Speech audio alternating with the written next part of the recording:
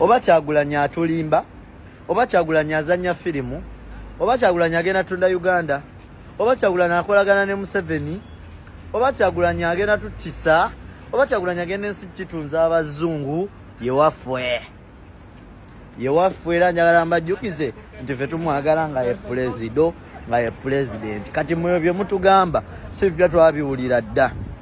Musegedde ffe munnange kwe tufiira oba azannya ki, oba agenda tutta gye bujja, agenda tutega bbomu etutulise, oba agenda tunda Uganda, gwe tolina kyotugamba. Ffe twasalawo kwagala Kyagulanyi, era tugenda mwagala paka. Oba yadduse ku BBC biki yadduseeko kati kya musango, oba BBC egenda omulonda mirundi emeka nga BBC emuyisaamu mbukulembeze kubeera ne batubba obululu era tebabifaako, tebabyogerako.